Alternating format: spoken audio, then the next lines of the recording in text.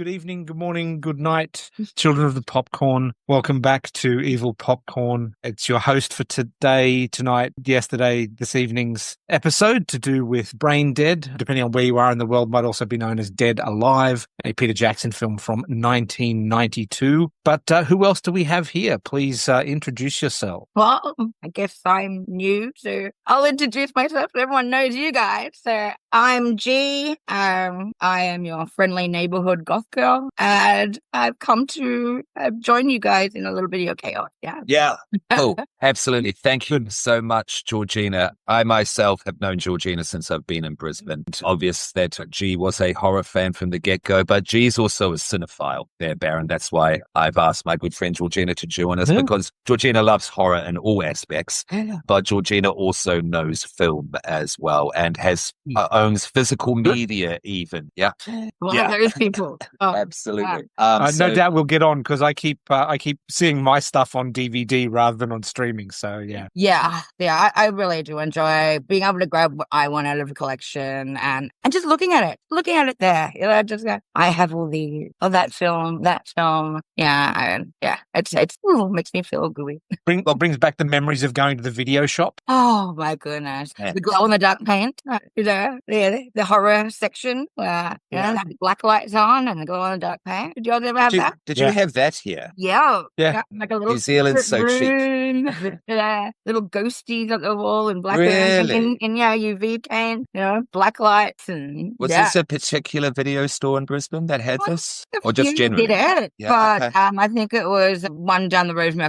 I couldn't remember at this point. And I don't think it was a Blockbuster. I think it was more like original Video Easy or something, but might have even been independent. The Video Easy in Ballina had decoration in the various different sections. And when we first moved there, they also had a Betamax section. You could tell what part of the video shop you're in by the color of the carpet. So the carpet in the Betamax section was different to the color of the carpet in the VHS section. And each of the individual sections had like decorations, like the horror section had little rubber spiders and bats and black lights and stuff. So that's actually a really cool idea. Yeah. So cute. If you had different tech, different formats, and each room of your store was situated to look like its era. As it gets more technological as it goes through. That's very cool. Yeah, I that like is that. cool. I like that. The adult section had sticky carpet. I must say I didn't go in there too often. I don't want to mingle with that type, especially when you're like 12 and trying to get a VHS. Alice in Videoland, where I first saw this movie. I've talked to you about it before there, Baron. Best video store in the world once upon a time in Christchurch. Had absolutely everything from every country, every era, every different language was put into categories. So of course it had a cult section. It had all the early Peter Jackson where I saw this. And thankfully it didn't have an adult section. No, it didn't have an adult section. This could have been put in it if it did. Oh, yeah. Yeah. But please, Baron, it's your show.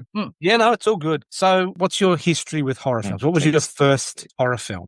For me? Yeah. My first ever horror film was, I think I was about 7, and my mum showed me Evil Dead. And see, at that point, I couldn't understand any context of that film. So all I remember was a lot of blood and a lot of moving camera, that whole moving camera energy. It didn't scare me, so I knew that that's what I wanted to keep doing. I wanted to keep going, getting horror movies. So Mum would allow me to go to those video sections. Those over 18. Everyone knew at the video shop I was allowed to go there and pick up horror movie. So that became my thing. I was at the horror movies. I would watch a lot of that fantasy stuff, like, Sword and the Sorcerer. Okay. Sword and Sandal stuff. That kind of stuff, when you're young. But Death Stalkers.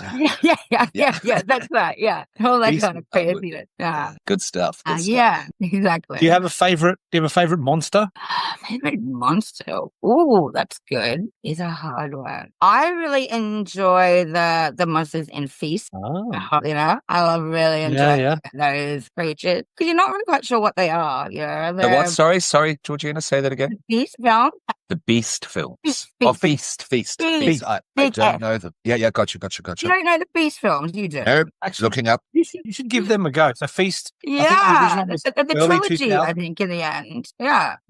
They're odd creatures. They're really odd started out creatures. a bit indie. Yeah, definitely. There's no names in the films that you'd know. I've seen the covers and such. Yeah. Okay. Yeah, the first one is great. The other two are they still hold up, but the first is the best. Yeah, I like Feast. Cool. Nice. Thank you. And one last random question before we get started in earnest. Favorite slasher? Favorite slasher? I've got to go with a classic. You know, I've got to go with Jason. Jason Bourne. Okay, nothing wrong with that. I'm going a bit rare out there with others. I'll just go classic right there with that. You can't go wrong with a man in a hockey mask or a bag on his head in the originals. Of course. True. Yeah. And one last question to think about for the end of the pod, your perfect film. Ooh. It's a big category. I'm Blade Runner, and I believe the Baron is Tremors. Is that correct? Right. Yes. Yeah, so it doesn't have to be horror. You could call it The Desert Island. You can call it Gun to the Head. Choose one film, but the perfect film. Yeah, so think on that. Yeah. I've got two.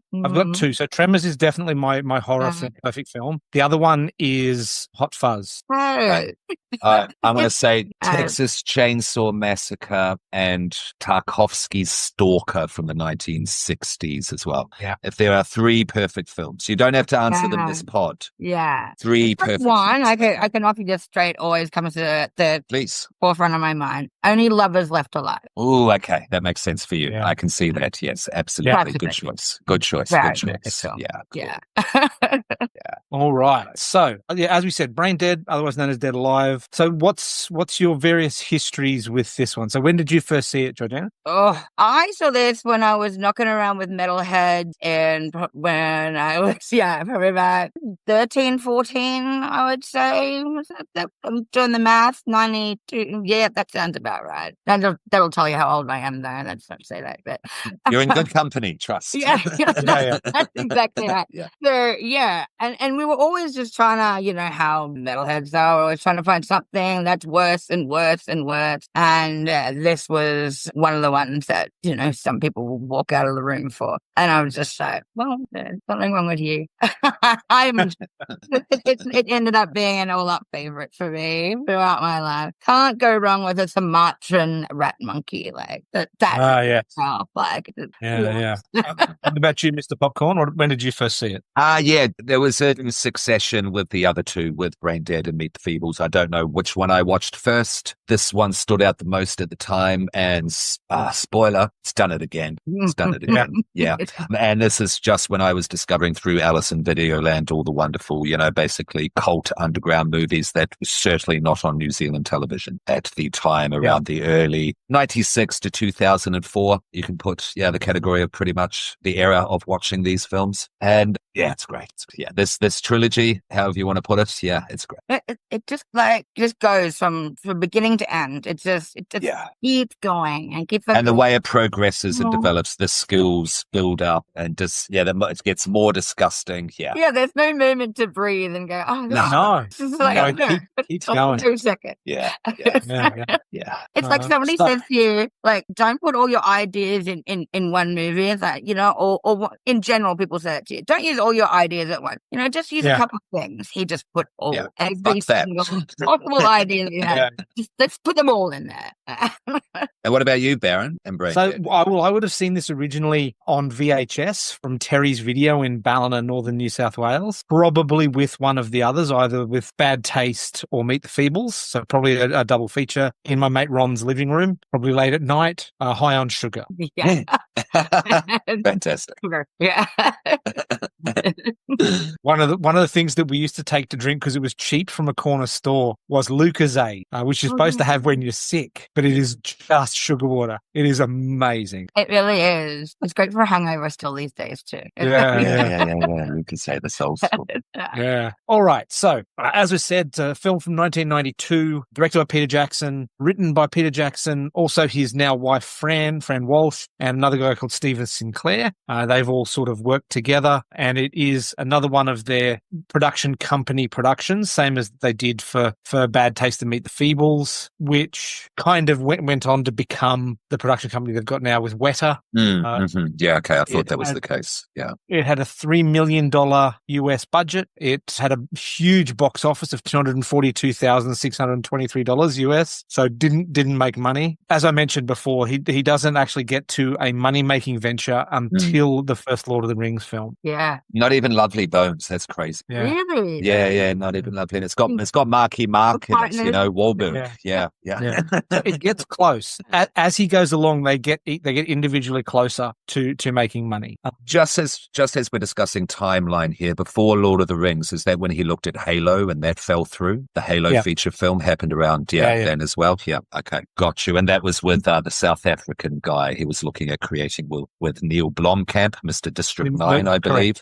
Yeah, that was a project that never happened, which is a shame because that would have been epic. Yeah. Oh yeah. Anyways, yeah. Been better than what you got. Yes. Yeah. So now you mentioned before the Sumatran rat monkey, which is the MacGuffin at the start of the film that transmits the virus to all the people. You can find the original puppet and the crate in Weta Workshop's Weta Cave in Wellington. It's sort of hidden away up on a wall. I did get to see it when I was last there in Wellington, so that was kind of cool. Podcast trip to Weta? Yeah. Oh, yeah. As a special effects person, I would have loved to have worked there, but look, Weta Workshop is amazing. The two places in Wellington and Auckland, if you do go to New Zealand, folks, go along and see them. It's worth the money to do the tours. And if you go on a quiet day, you get more of a VIP tour than you would if you were with a large group, which is kind of cool. Okay, cool. Good tip. So yeah, this one was mostly shot in Wellington, New Zealand. It's got a rating that splits sort of between 7.5 and 9 out of 10. The highest rating is 89% on Rotten Tomatoes. Yeah. Okay. I feel like it has spent a lot of its time banned, though. It didn't really help it a lot, It got given an M15 rating originally, and they just weren't expecting all that blood and gore out of an M15 rating. They were like, what? No. Yeah. That's a bit, They like either had to edit it right down or just ban it. Oversight. That's right. It should have got an R and just been done with it. But I mean, there's no sound except at one point for about 5 minutes. Yeah. How do you even try and edit that? Like, it's just like, what do I think? Now, between 1990 and now, there have been 7 projects called Braindead. So if you are looking to find this, folks, please do find the one from 1992, otherwise known as we said Dead Alive on IMDb. Is that why it's called Dead Alive? Just because of there's 5,000 other Braindeads? Exactly. Possibly. Yeah. It could have been an American thing. I will just give a bit of a shout out, though. There's a TV series called Braindead, which is set in Washington, where a bunch of alien ants come in and take over the politicians. It's actually quite a cool series. It's quite a bit lighter than this, though. But yeah, Braindead, it's worth a watch. You would know once you started watching. You'd know which one. Yeah. That's a good series to watch now, actually. It's kind of topical again. Yeah. Yeah, just to put it lightly. Alrighty, so we'll get into the cast here. Oh, by the way, folks, we are going to spoil the ever-loving fuck out of this, so go away and watch it and come back. YouTube. There's a decent copy on YouTube, yeah? Yes, there is. Well, that's what I had to do yesterday because I couldn't find any of my copies, so I was like, I'll Baron, I'm right in saying because I watched Dead Alive on YouTube, but it's exactly the same thing except a different font, different words at the start. Is that it? That's the only difference? Yeah. Okay. No, I've got an uncut Braindead on YouTube. Oh, okay. Okay. There's not a lot of difference between the versions, but the uncut has a couple of extra minutes. Yeah. And it's mostly gore stuff. It's just a lot sure. I get the picture. Flip. Yeah, that's the extra. That's cool, though, because each kill is different. Like, each person that dies. Oh, yeah. Even in a big gore scene, Please, so No, I'm not taking away any creativity of the kills, because this, absolutely. Full of good kills. It's full of amazing. Right. Now, there's not a lot of cast in this that people are going to know outside New Zealand or outside the Peter Jackson films. We'll give a big shout out to Jed Brophy, who played the greaser known as Void. He's been in most of Peter Jackson's films, including being one of the dwarves in The Hobbit. Forrest J. Ackerman is in this as in a cameo at the zoo. He's holding a copy of the Monsters of Filmland magazine. Peter Jackson has a cameo as the Undertaker's assistant, who looks remarkably like his character from Bad Taste. Oh yeah, he's such a Derek. Derek's Derek. Very much a Derek. He's such a Derek. Like that. That's what I like about that. Is definitely, pulling up that character. It's like a little bit of a nod to that character there, which I really enjoy. 100%. Yeah. Now, do we like Timothy Bain as Lionel as the main character, or do we like Diana Penalva as Paquita as the main character, or is it shared? Yeah, I really shared. Like, I don't know. You go, Gene, say it. Okay. Timothy Balmain, if you're from New Zealand and you grew up in New Zealand, you definitely know this dude. He was on Shortland Street for a long time. And around this time, he was starting to make a name for himself. I don't know what happened. I forget the guy's name. The Ring, the American version, the male lead. Oh, yeah. Yeah, that guy. He's also a Kiwi. He was also in Shortland Street around this time with Balmain, but he, of course, made a bigger name for himself. That dude, I think he's a very good actor. I've seen him in other stuff. I think he plays the bumbling nincompoop hero in this, the well-meaning, nincompoop hero in this very well. And Diana is, she's a good companion. Yeah, I think her character, at first you're thinking, is this a stereotype? But it becomes grounded when she gets her own motivation and starts taking her own agency into play, etc. And I think they're cute. I think it works well, considering you've got the mother there as a contrast, the foil between them. And then all of the undead or diseased or whatever the hell these things are. Exactly what that is. So I think it's shared. Long story short, shared. Yeah. Well, I do think that too, because I think they're really cute, and I think cute is on purpose because they're trying to give this like 1950s world. It's perfect. Yeah, nice. Dirty idea, and this madness happens in this perfect environment. Which I love that about it. Just everything is, where it should be, and then all that chaos ensues. I kind of like it out that way. Okay. Yeah, same. This film did have a very strong ugly is evil vibe. Like, look at Uncle Les, look at the mum. They lent heavily into that, I think. That is true. Yeah. And also Newtown or Newton. Yeah. Wellington. Yeah. Lived there for about 6 months. That place. Yeah. I recognize the corner that the shop is set at. Yes. I used to walk around that corner to go to work each day. Yeah. So it's just really is a shop. Say that again. It really is a shop. I thought it was sort of more of a set kind of thing. So yeah. Cool. Yeah. That's right. So not a lot of well-known people, but it's fine. I think everyone did an amazing job in this. It stands up. Like, I think the fact that even though it was made in 1992, the fact that it's set in the 50s really gives it that feeling of the 50s, and it means that it doesn't date itself. Yeah, and it's a 50s Wellington, New Zealand as well. It's not a 50s America either. Shot in New Zealand, which I also appreciate about Peter Jackson in general. Yeah, which is funny because most people don't know a 1950s New Zealand, right? Not at all. They can picture it. I don't know one. People don't know what 2025 is. Anyway, but romanticize that all I like in my head because I don't know that world. Right? So whatever he did there, I could believe that that's how that was. Absolutely. I mean, to be technical, he's basically injected 1970s New Zealand with steroids to create a 1950s approximation. Yeah, and it's worked. Having grown up there, I can say that it's worked. Yeah, that's right. I can't.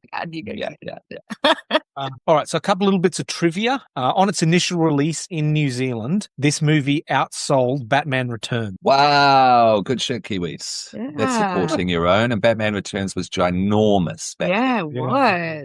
That's very cool. Now, this did have an award for the bloodiest film production of all time, and which it held for a very long time as well. There was a lot of gore used in this. Interestingly enough, in Sweden, when they released this on VHS, they they gave people vomit bags with the video to go with it. So I'd love to. I wonder if they were branded.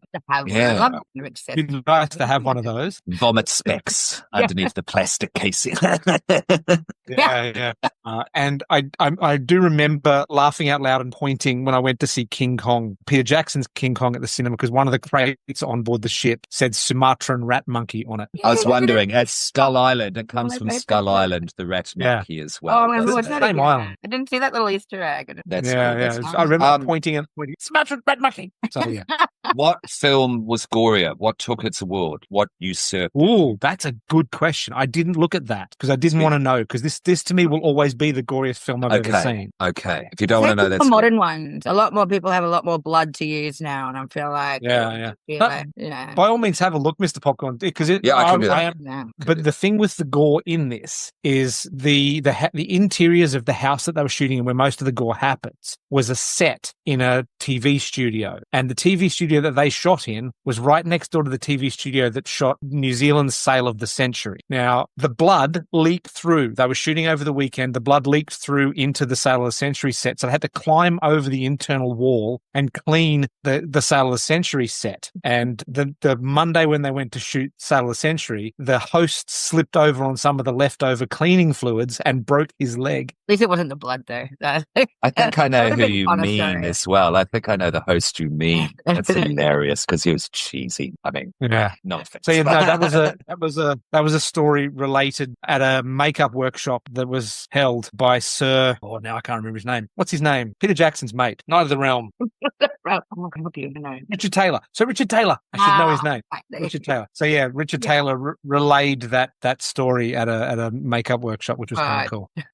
So yes. So that's the trivia. There are so many goofs in this, like clothes that are clean 1 second, then dirty, then clean again, and booms in shot. There's too many to go through. But because it was an independent production, these things always happen. I just spend my time on continuity on these kind of films. Like you do your head in. Especially like a blood scene, like trying to worry about continuity in this sort of situation. Yeah. All right. So a couple of reviews caught my eye. So the 1-star review that caught my eye was, okay, if you like gore for the sake of gore, I guess go ahead and watch this. But that's all this is. Hard to believe this is the same guy who ended up directing Lord of the Rings and King Kong. Not really a 1-star review. That says 5 to me, really. Yeah. And 5-star review, the party's never over, still kicks ass for the Lord. It's us for the Lord. That was amazing. Yeah. Nice. Yeah. Some good reviews there. Can I ask before we go into the plot? Because there's Heavenly Creatures and Lovely Bones coming for Lord of the Rings. And it's mostly known for Lord of the Rings. And Frighteners. Don't forget Frighteners. Frighteners, my apologies. We must do that as well. We must do Frighteners, yeah. How do we feel about Lord of the Rings and such? Hollywood, Peter Jackson, as opposed to Kiwi-Gore head Peter Jackson. Look, I'm currently wearing a One Ring as my wedding band. Okay, that answers that question. Yeah. Although watching the movie last night, I'm like, how does one get from there to, like, wild, isn't it? They must have seen something in making something like that and going, well, this guy can make this work. He could probably make anything work. You know? And I think that's what people see. It's like, it's not just the blood and the gore and the horror. It's like, he's making a film that it's actually still enjoyable. And his characters are really quite complex and in depth. And he's spent a lot of time on creating this world. We could get him to create worlds. Yeah. And if you look at Braindead, and if you look at Meet the Feebles as well, the puppetry work is still really good, and it still stands up to this day. And then you look at Lord of the Rings, all of the monsters and etc. they had to create for that. And what do you reckon, Baron? Oh no, I agree, 100%. Yeah. There's also that possibility that he was just the most well-known New Zealand director, and they were going, "We're going to do all of this in New Zealand." Who's known? Yeah, maybe. Yeah, who's capable of doing this? Yeah. Having said that, though, Weta was developed at that stage, was founded by that stage as well, wasn't it? Yep. After you. But you look at the films that he's done, Braindead, Bad Taste, Meet the Feebles, on the minuscule budgets in comparison to Hollywood. The films that he put out were excellent pieces of work despite the budget. Yeah, exactly. So if we throw all of this other money at him, imagine what he can do. That's what I would do. Yeah. Okay. Well, it works. It worked. Yeah. I mean, all these characters are just so detailed. Everything, his world walls are so detailed. His rooms are so detailed. I mean, even like, one of my favorite but not so favorite characters is like the German veterinarian. You know, he is just a complex character, and he's there for 5 seconds. But he's just such a well-developed little character. Memorable, still memorable. Smart. Yeah, very true. So shout out there to Brian Sargent as the vet. Is that it? Yeah, he is very good. The dribbling German veterinarian. So my only other link that I can come to from this film is I did a stage combat and stunt workshop with Peter Hassel, who's a New Zealand stunty, who was the stunt coordinator on this. I reached out to him, and he's happy to have a chat about stunt stuff on this. So we might do that as a mini episode down the track once we get that. That's fantastic. Cool. Nice work. Very cool. Yeah. So cool. All right. So the plot. Here we go. Yeah. What a plot. There are zombies. That's it. No. We have the title card. It's 1957. We're on Skull Island, as we mentioned, which is the titular home of like King Kong and Godzilla and various other kaiju-sized monsters, which is great. We meet zoo official Stuart and his team, and they're trying to smuggle out a Sumatran rat monkey, which is a hybrid creature that resulted from the sexual assault of tree monkeys by plague rats. Yeah. The inside of their heads must just be knee-deep in horror for them to come up with that thing. I think there's a lot of late nights just sitting around, just giggling a lot when we're trying to make that character. Yeah. Let's just do that. That'll be fun.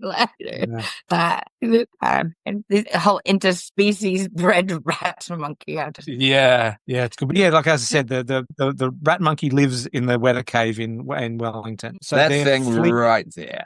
Oh yeah, here we go. Yes. Oh yeah. No. Beautiful stop. Yeah. I was going to say they did a bit of stop motion there, which I love. I do love a little bit of use of stop motion thing. I think the mother stop motion as well. I mean, I know that's typical. Yeah, some of it was. But all done by Peter Jackson. Jackson. Wow. A couple of people. So it was only a couple of people did it, and there's a lot of work goes into that. Yeah. So our guys from the zoo are fleeing from the island's warrior natives. Incidentally, I believe it was the Fijian football team were the natives on the island, and half of them are all blacks. They want the creature back. The rugby team, just clarify. So Fijian rather than the All Blacks. So that's it. I think they're in the credit. So they want the rat back, which I wouldn't, but whatever floats your boat. Stuart is bitten by the rat monkey. The crew, fearing the effects of the bite, dismember and kill him. Now I really liked the hand chop. They did a really good practical hand chop at the start, which was I think our first bit of special effects makeup, and it was really nicely done. So he gets dismembered and killed. Like every time he gets bitten by the monkey, they chop that part off, and eventually. So they then ship that rat monkey to Wellington Zoo in Newtown. Because of course that's where it's going. I believe these scenes were shot in the Botanic Gardens up on top of the mountain. Okay. That makes sense. Makes sense. Okay. So that's in the zoo. So we cut back to Wellington, away from the zoo, and we meet Lionel Cosgrove, who lives with his mum, Vera, in a Victorian mansion. Really nice looking house from the outside. Pity what happens to it by the end of the film. Yeah. Very typical house around that area as well. 1950s, perfect choice as well. Vera Cosgrove. Is that the cast, or what's the mother's name? The character, sorry? Vera. So her name is Vera Cosgrove. Yeah, Mama She's Bate. played by Elizabeth Moody. A little bit of Mother Bate, Norman and Mother situation. I got the impression of. Yeah, I was looking at her too, and she was in like Frighteners, and she was in Lord of the Rings as well in some capacity. I don't know where. She was, Yeah. And in Heavenly Creatures. Oh, yes, true. Yeah, okay, thank you. Followed along a lot. Do we think Timothy Balmain was cast because he kind of looks a bit like Bruce Campbell in Evil Dead? Yes. Yeah, 100%. Yes. I get a bit of Evil Dead often moments. Yeah. I mean, his slapstick is at Kramer level as well, and certainly some Bruce Campbell influence, inspiration there with the physical work he pulls off. Yeah. I did put down a note here. Evil Evil Dead / Night of the Living Dead / The Thing were kind of the feelings I was getting from this. Yeah. Yeah. And Psycho, I'll throw on the Psycho again. Oh, as yeah, well Psycho. for the setup. There's a bit of a Norman Bates going there. Yeah. The mummy issues kind of thing. Yeah. Maybe just like what we do. Like, we're influenced by a lot of things as well. Yeah. Oh, absolutely. And Peter knows his film. He loves horror. Yeah. Absolutely. So we often do nods to things that we enjoy especially as directors. That's what they do. It's not stealing that idea. No. It's an homage. It's a factor. That's a nice. Yeah. I like that. And he's been working on this from the beginning. Yeah. Since before Bad Taste, he's been putting this together. Been waiting to get the money. Yeah, absolutely. So it's going to be everything, and this movie has everything. Yeah. All right, so we're quite quickly thrown into the romantic subplot. So Vera, the mum, doesn't like the fact that Lionel is making goo-goo eyes at Paquita Maria Sanchez, a Spanish Romani shopkeeper's daughter. It's the Romani. That's where we get the tarot. Yeah, that makes sense. That's right. Okay, definitely Romani kind of. Yeah. The she's tarot Spanish, but she's Romani, so I don't like it. It's a bit of a mashup. Well, just artistic license on that one. Yeah. Vaguely European. Vaguely European. Is the word. So we get the tarot, and we get that weird dagger / necklace thing that happens to be throughout. That's right. That gaudy piece of jewelry. Yeah, I know. It's Romani. It has a big red jewel, mystical, done. Moving on. She's spicy, fiery, Latino, done. Moving on. It was 1992 in New Zealand. So they flirt for a bit, and they end up on a date at the Wellington Zoo. The mum is stalking along, watching them from behind and in the bushes, and she stumbles and gets bitten by the rat monkey. Yeah, and it's her destiny. It's her destiny to meet Lionel as well from the tarot cards. Yeah, does that happen at this point? Yeah. Well, that's right. You like the other guy. Yes, and this is a love. Yeah, she's loved someone else. But there is someone that she will meet. The tarot said. Yeah, that she'll love forever. Yeah, it will be a romance that will last forever. I believe. And it's like the pencils and the licorice on the table, and that's right. Yes. The pencil thing. Yeah. Oh, is that meant to look like that Romani? It's meant to look like the pendant. Yeah. It is, isn't it? Yes, I just picked that up. Yeah. That's what she saw there. Like, my destined one. So she starts to pursue him, and they go on a date. Because it's prophecy, it's meant to be. Yeah. Here's her density. So she gets bitten by the rat monkey, which she then promptly bludgeons to death with her shoe. Yeah, the mother's lovely. Yes. She's adorable. Real nice bit of mixture of stop motion and puppetry there, which was great. Yeah, that was cool. So he then watches over her, and over the next couple of days, she gets like more decrepit and boils on the skin, and eventually dies, and then reanimates. Yeah, but I do like in between there, so that they're just trying to keep this on the down. They're just like, well, this is not happening. I'm going to glue your skin back on. Yeah. You're going to go meet the I'm going to do it. It's going to be okay. Yeah. Scene with the super glue puff custard, yes. one that gives me a bit of a we can't just go past the puff custard, because that was a big one for her.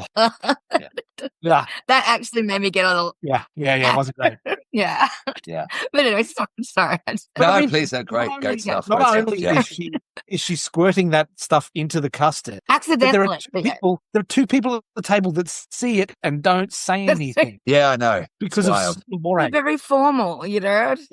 Society norms, I guess. Because Karen McFuckyfuck from the Women's League has come to visit. Yes, so we must put on our good graces and glue back on our face. I think it's super glue. It's literally super glue. Yeah. It's not even super glue. It's like that old clag gluey kind of. Yeah. Paste like you'd use at school and make up in an ice cream tub. One would eat. Yeah. I did also want to call out as well, really nice model work on the plane scene as well, when they're transporting the rat monkey back to Wellington. Yeah, sure. Really nicely done. Just noticed on my notes here. So she becomes a ravenous zombie, and she eats Paquita's dog. She kills the nurse nurse. She becomes a zombie. So Lionel just doesn't understand what's going on, but like goes and buys under the counter veterinary sedation stuff. And I guess he just wants to keep them calm. Like, he doesn't know what to do. Whatever. I just want them to be calm and normal and happy. Will be fine. Yeah. I also think it shows that he will do anything to look after, protect his mother, even if it is incredibly a bad decision for him in his own personal life, because it's already getting in the way of his love affair, I believe, at this stage. Yeah. And he likes automatically. Yeah, he really does. It's like, you're asking me out to the zoo? What? Yeah. Me? He liked her already. And then, No, he's Mother Dearest comes first. Yeah, Mother Dearest comes first. Locks him in the basement. He's got that really cool looking lockable door. I really like the armored door with the slant, the lock thing. That was good. Paquita's grandmother comes over to visit him and gives him that pendant. Yeah. The Gordy Romany pendant thing. Then his mum breaks out of the basement and is run over by a tram. That was a really nice effect with the tram as well, melding the model work with the live action, which happens quite a lot. You can I can kind of see it, like all these kind of things, but you know when we passed into that realm, but we like it because we need it to happen. It's great. But yeah, they've got a really good eye in this for mixing the model work with the live action, which I like. Yeah, done really well. And those trams are historically spot on. Well, 1950 as well, historically spot on. Yeah, absolutely. No, that's great. And then it gives Vera a chance to get out into the world, which is yeah. But because she was witnessed dying, he has to then have a funeral for her. Yeah. So he's regularly shooting up the dead body with the tranquilizers to keep her in the coffin, which obviously is that comedy of errors thing happening where, I've got to get to the thing and then I might get caught and I don't want anyone to see me and blah, blah, blah. So yes, and then he has to go back to the graveyard once she's buried to dig her up and like put the tranquilizer in her. Like, surely there'd be a better way of keeping her underground. Just quickly, that's the pendant there, Children of Popcorn. And as you see, it's derived from the Star Tarot card from her reading as well. Yeah. Oh, that's awesome. So, and I'd love this little box set myself, actually. Yeah. Hamlet, the star and the moon. Yes, I'll post this up on our various socials there. Yeah, that was great. Thank you. Yeah, cool. That's pretty. So so he's in the graveyard. He's digging his mum up. The hoodlums that are there in their leather jackets. Yeah. I think he's a necrophiliac. That's that. He's got girly grunts on under his strides, which is one of my favorite lines. But he's got girly grunts on under his strides. That's such a line. And I think it was in does anyone know the band Blood Duster? I think they sampled I've heard of them, yeah. Okay. Yeah. The Brisbane band, Brisbane Blood Duster. I think they're a Melbourne band, but they definitely are Australian. I know who you mean. Yeah, I know who you mean. Yeah, cool. Nice. I'll look them up. I hadn't heard of them. That's very cool, Georgina. They use a lot of the samples from this movie. Yeah, okay, Blood Duster. Okay, so this is where we meet Father Magruder, the local priest, because there's the ninja for some reason in the grate that he comes out. So Void and the priest are bitten and become zombies. So Lionel locks them up in the basement as well after discovering the curse, and priests have copulated and produced a zombie baby. A zombie baby, folks. The best. I do. I want one. It's so much, but I'm just so down for it. It's just a lot, and I'm just can't. This is the first time we see a zombie baby. Yeah.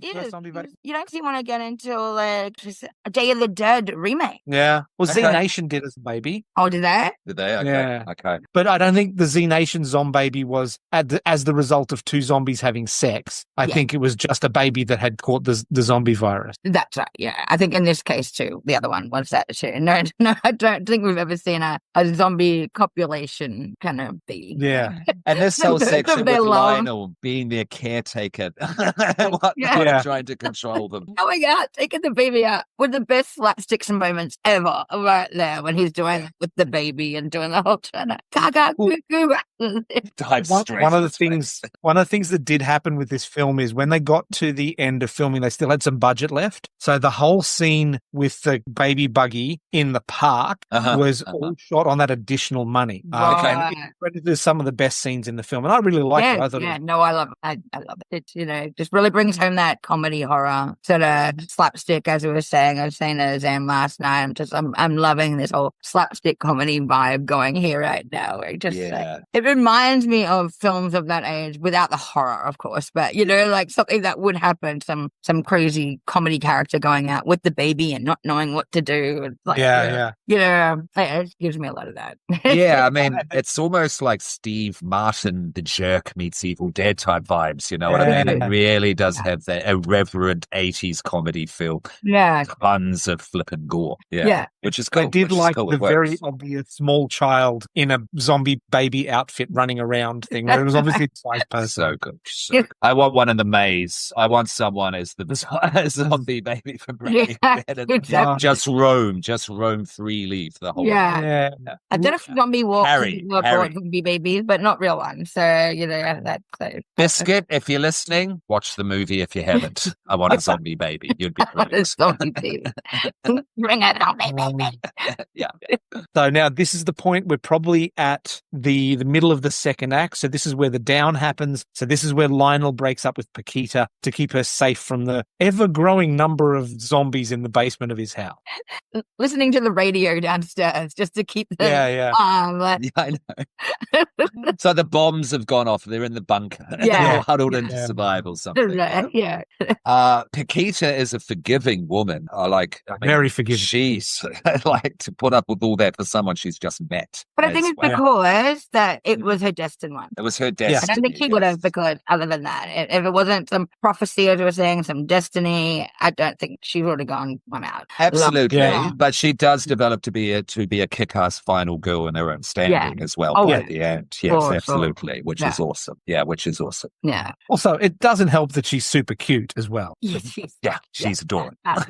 She's absolutely adorable. And she's done a lot of like Spanish language TV as well. So I could see that. There's a lot of stuff she's done. All right, so now we reach the second part of the down where the antagonist arrives. The antagonist being Lionel's uncle Les, who desperately wants the house and the estate, and so he everything inside. Everything inside. But he finds the zombies, believes them to be dead bodies. Obviously, thinks Lionel's some sort of weird serial killer or something. So he blackmails Lionel. Yeah, that's right. Answer a question though for me. What is he breathing? Is that some kind of old school inhaler or something? I think it was like an asthma medication. That might have been, sorry, because that was just driving me crazy, and I didn't bother googling it at the time. I just usually Google everything, but it's an old school really cool asthma. time. But he didn't look healthy at all. Like even before any of the zombie stuff happened. No, he doesn't. Terrible. Like, obviously he's overweight. He's very sick. He's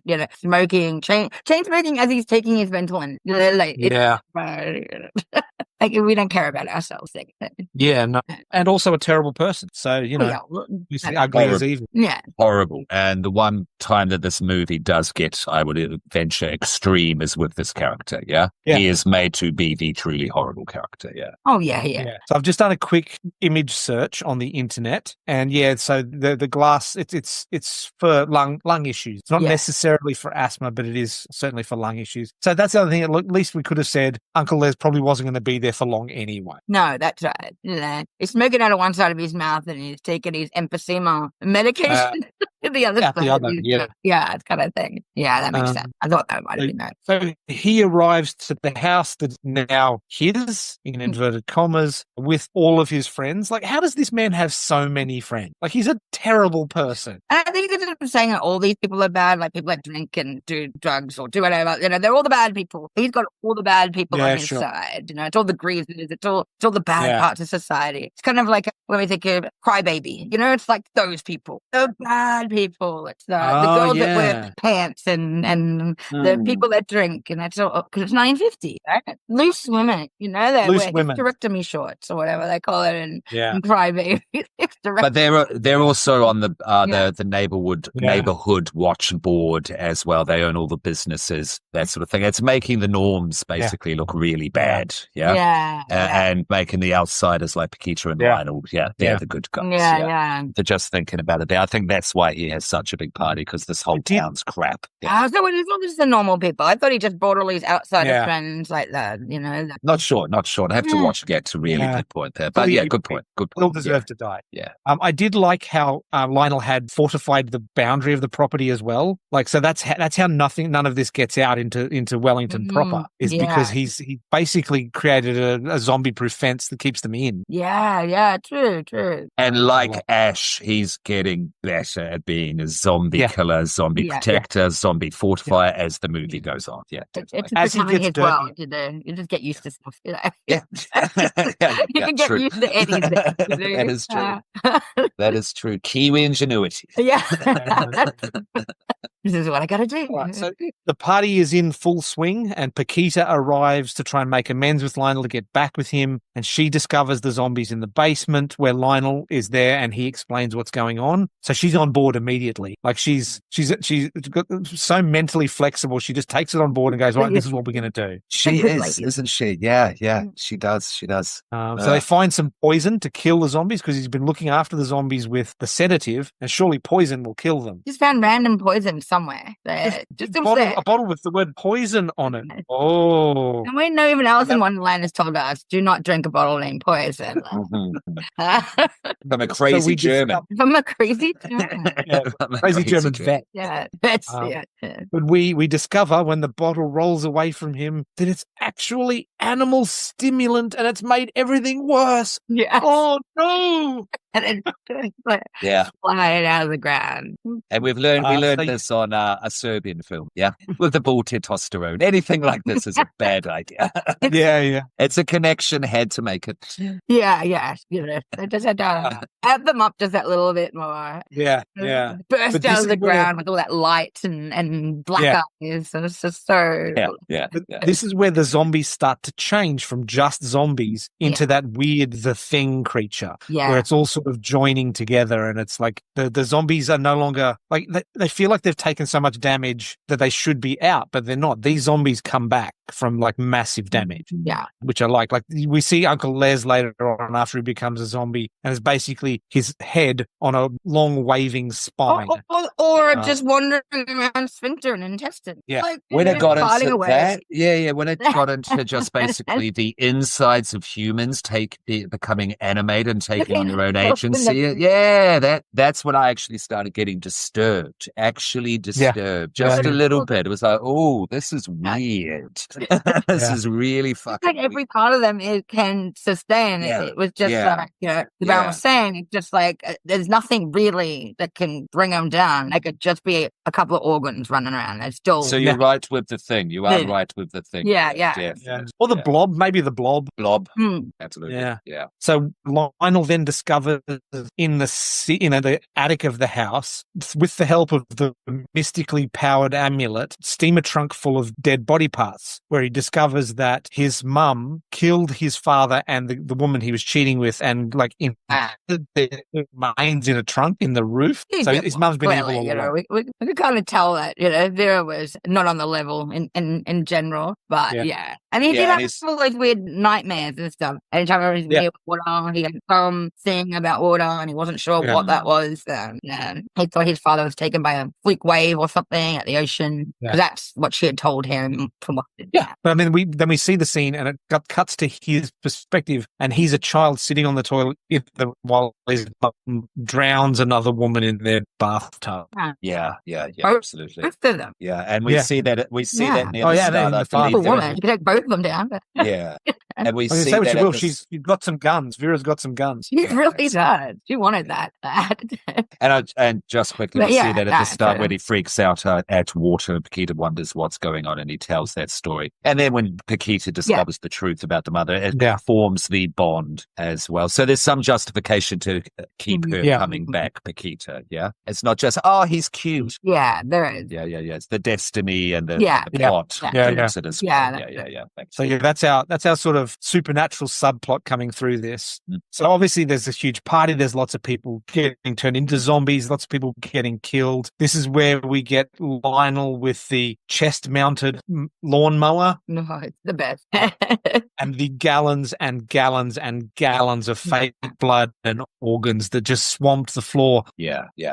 And went through to the studio next door. I couldn't see how it wouldn't. I mean, that stuff is so gooey and pink and just viscous. It's just, it's not just like a bunch of fake blood. When you look at it, I'm like, it's chunky and there's a lot going on in the creation of that blood. As like to make fake attention to that. And there's a lot going on in that fake blood. So I can understand why I would soak through everything and not be able to come out of there for a very long time. There's all the big fights. They're killing all the zombies. Paquita nearly gets bitten, but it turns out the zombies got false teeth. There's a lot of swinging off rafters. That was a good scene. So they do what you're not supposed to do in horror films, and they head upstairs. Now on fire, thanks to a burst gas main and a zombie with a light bulb in its head. That's right. See, that does so much to unpack. Look at every kill. Zombie with a light bulb in her face. I did call out at this point, there's a really nice effect with the blender where you see Paquita blender a zombie's head, and it's a really nicely done bit of performance where it's obviously someone's head sticking up into the blender. It's really nicely done. I did like a little nod to if I can ask this, nod to like a sorry, after you, Georgina. Oh, good. Like when people walk in front of each other sometimes, like this way. I like a little nod to the zombie, the baby with the baby in the blender, because those we saw. That. Oh, say you go, Miss Popcorn. No. That was a funny bit with the baby blender. Absolutely. Baby coming through the head as well. Yes. How it got inside to come out of the head's a question, but that doesn't matter. That doesn't matter at this point. Strong little. But it was effective, definitely. Baron, you have a producer's mind, continuity eye for such things. Jean Noir, you are one of my favorite special effects prosthetics persons out there. You know this. How do we feel in general about in 2025 looking at this 1992 work for all of the blood and gore and guts, etc.? Does it stand up? Yep.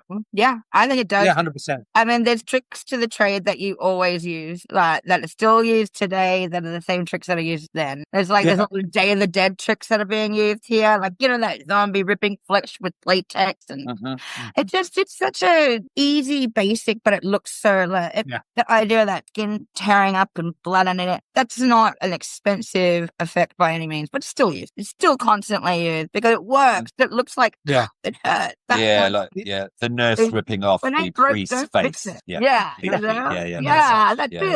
bullying of that. Cool. The only thing that maybe dates it is like some of the prosthetics are a bit basic. Like they're not as refined as they might be with a higher budget. But they cover it with gallons and gallons of blood. That's what they do. They just let's just when in doubt, take it to excess. Take it to excess. And it's as a viewer and someone who doesn't make this stuff, as a viewer, it's a far more enjoyable experience than cutting away quickly or motion blur constantly to hide the mistakes. Just throw more stuff on top of it. That's right. And these zombies were disease zombies, not necessarily undead zombies. So you can cover a multitude of sins with a giant boil or jewels or like inflamed flesh. Like, it's all really easy to do, and it looks effective in this film. I think he was even trying to say that at some stage. He was saying, like, he was trying to explain it, and he's like, I don't know what they are. I don't think they're dead, but they're not alive. They're just rotting. Yeah, he does say that, yes. And so we don't try to explain them as some kind of undead. They're just things that won't die, and they're just falling apart. So it's a disease. It's a like disease. The disease Exactly. is spreading throughout all of them. Yeah. No doubt it's got a hive mind, maybe, given the fact that all the zombies come together in that big creature thing. For mother at the end, yes. Mother at the end, yes. Hive mind, and it evolves each generation of life, death, and it evolves to a higher level of grossness and ability, She's like the alpha bite person, kind of, you know. Yeah. Who was the first, the OG. And she's on it's that whole trope. You've got to kill the mother. Yeah, definitely. Like vampire films, you know, kill the leader and save the rest. Or kill the queen, no more eggs, that sort of like thing. Absolutely. Exactly. I mean, and I really liked the subtext of him being born again on the roof, coming out of his mother's abdomen. Yes, that does happen. That does happen, definitely. I do love that. Going, you know, she's taking him back to the womb. So and so once we get the blades of the lawnmower up in the air, he's fully ash at this time, and that is foreshadowed at the start when he's mowing the lawn. I think there's a close up of the blades at that point. Yeah. Really nice prop too. Like, that was really spinning. Yeah. I like whatever they rigged up there. Yeah, it didn't look like plastic or cardboard. It looked real. Yeah. So maybe they were just unsafe. Definitely. Maybe. Oh yeah.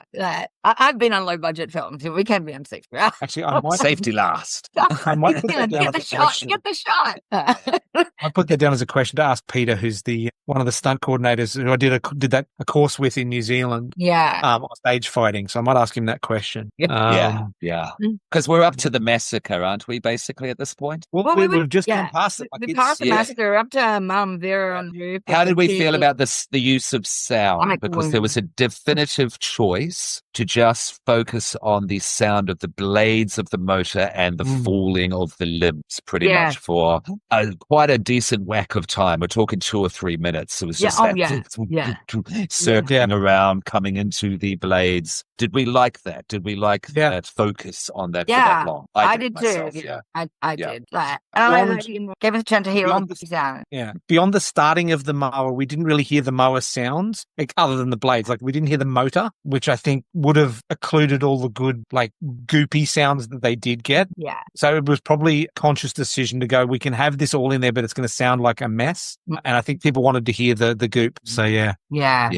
Okay. And again, effective just through a point of excess, basically. Yeah. At that point, and also the hero has reached his goal. You know, he's reborn, as you pointed out. Yeah, it works. So he cuts his way out of his mother's body with the good luck pendant. That's which then she falls backwards into the burning house, and Lionel and Paquita escape from the burning rooftop on a power cable with a leather belt.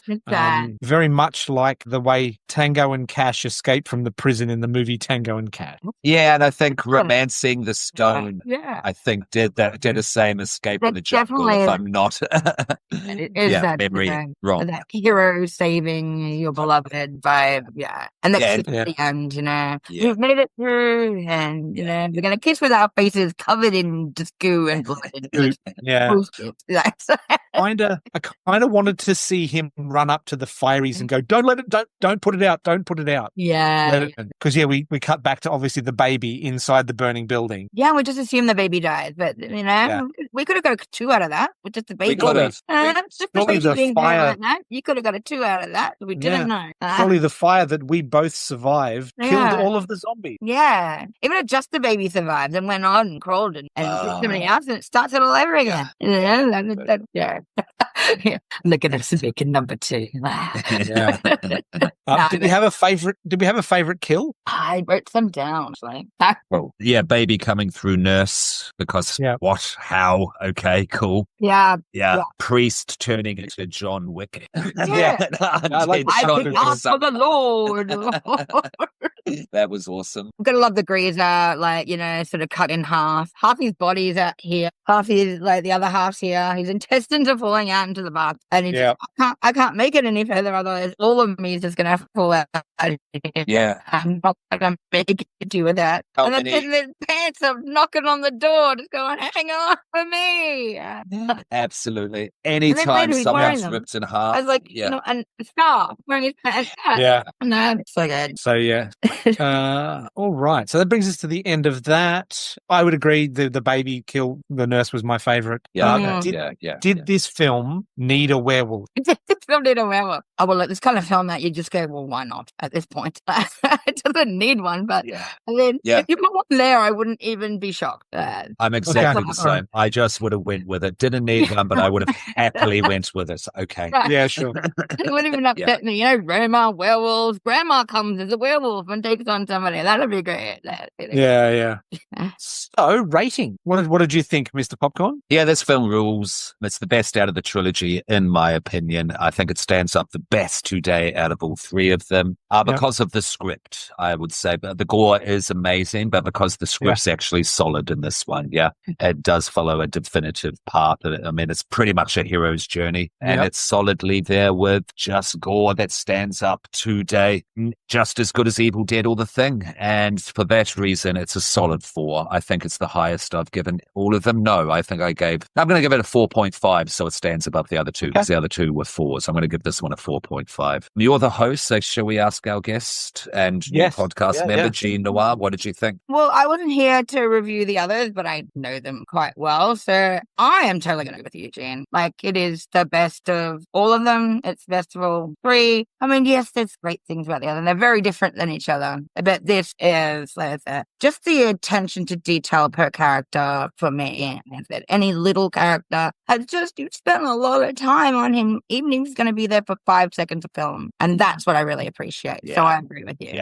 Okay. I will join the two of you on the same score. Yeah. I think it's a solid 4.5. The only thing that would make it better maybe would be more modern prosthetic effect. Yeah. But everything else was great. Like the fact that they set it back in time was great. It means that it dates it to a particular date. It means the film then doesn't date. Exactly. And I was taken out a few times by edges of prosthetics. And I think the only thing that takes it out. Yeah. And I will agree with that. But it's like, it is what it is, and it is the time that it is, and it is the budget that it had. So yeah, I think it's great for what they were working with. And how much? I mean, how many limbs did you have to make for this? Oh my God. The work is crazy. That's a lot of time in the studio. And it's not, and as Baron has pointed out from the get-go, he's not rich at this stage. This is hands-on, 18 hours a day, living at the location. For I don't know how long this would have taken. Like, I'm going to throw 6 months at the least. At the least. Yeah. I work in studios making limbs, and it takes a lot. It took just a long process. Dinner is fish and chip shop down the road, because there was about 5 of them down the road at this point of time in New Zealand. So, totally. Beetroot in the burgers, sausages on a stick, that sort of thing. At least the cast and crew were well fed, at that stage. Now, there's a lot to eat. I've been in places where there's no food. Same. Yeah. Here's a bag of chips for 8 hours. Though. I'll put them in this dry-ass white flipping serviette sandwich you've given me, yeah? With my 8th Domino's pizza today. I know. Why don't I have energy for this scene at 2 o'clock in the morning? Very good. Don't see a vegetable on a set that often. Nothing against vegetarians. Vegetarians are my favorite friends, but I was on a film shoot once, and the craft services were being in charged by a militant vegetarian, and the only food on set was a giant tub of boiled lentils. No, that's a little too far. We don't have the young ones. Are we at war? Nobody wants that many lentils. I mean, I'm vegetarian. I don't want to eat lentils every day. I found a vending machine and had beef jerky, a Mars bar, and a packet of Smith's crisps. You've got a whole cast trying to hold in gas in the middle of shots. They're just cheese and onions. Yes, hello, my name is. Knocking on other people's doors, going, "Do you have food for actor? Can I have some more?" Yes. all of it twisting it. Please, sir. Yeah. Warwick Comer, shout out. Yes. Once upon a time on set. Yes. He basically stood up and got us some real food. Shout out. It's all the details I'm going to give, but yeah, shout out for you. Yeah, that's right. Yeah. Good dad. Good dad. Yeah. I did a bit part on the Hogues mini-series for Channel 7, and their craft services was insane. Before set, I'd had 3 bowls of Cocoa Pops. I'd had a bacon sandwich. There was soft drink. There was chocolate milk. Like, it was just incredible. And then you needed a nap, and then you couldn't act then too. Yeah. It's gone the other way now.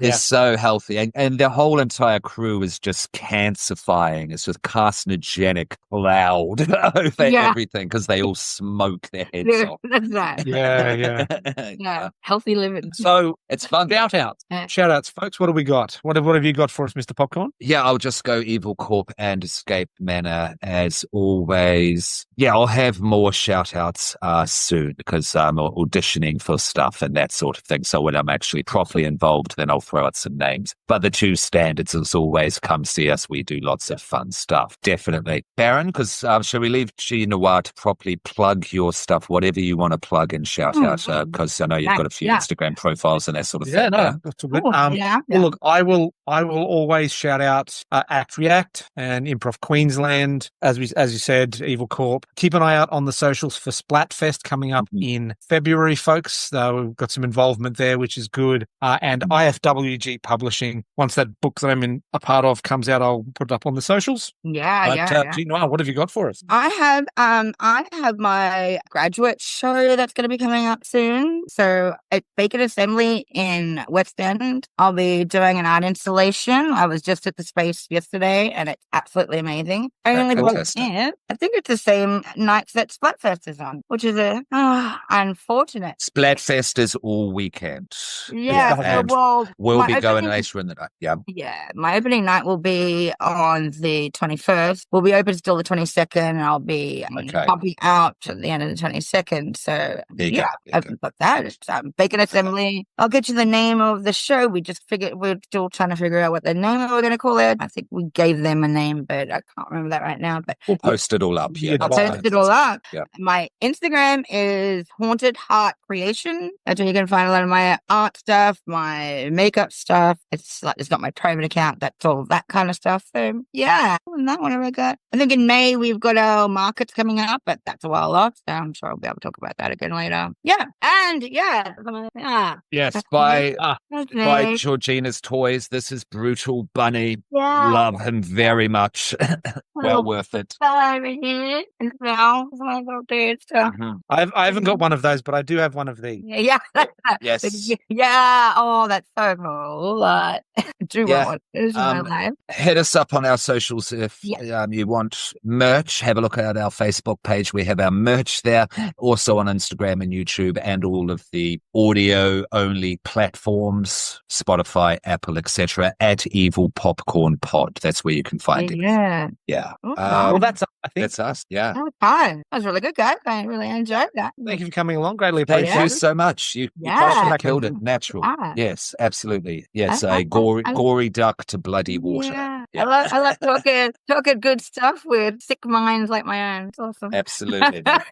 Fantastic. Well, I think, Baron, what do you reckon? That G Noir here needs to pick the next film. Yes. Yeah. Whatever you like. Whatever you like, basically. I think we'd like to focus on Australian and Kiwi horrors at the moment, so there is that option if you want some guidance. But please, if you have a classic you've always wanted to talk about or something new you want to check out that you don't really know about, it's entirely up to you. Doesn't even have to be now, but you're next. I already have some ideas, but I'm not going to say them. Keep it. Okay. Sizzle. Yeah. Sizzle. Yeah. Alrighty. Okay. Mr. Popcorn, would you like to go first? Yeah. Oh, yeah, absolutely. Good night, children. Welcome, G Noir. Eat your popcorn, especially if it's very delicious like this movie, Braindead. That's me. And Gina, what's your sign off? Mine? Oh, I don't have one. Yeah, I'm going to get some like Elvira kind of shit going down. Just thinking it. All good. Yeah. I have to think about it. But yeah, no, I'll have something really cool. Okay, cool. I'm going to say, go to bed, children. Go to bed. Yes, or else zombie baby will come out your anus, come out your ear, come through the nose, and then just eat your brains out through your face and just laugh about it. Now you can sleep. You can sleep well after that. I love it when you're evil. This is me at my most evil. Do you even laugh?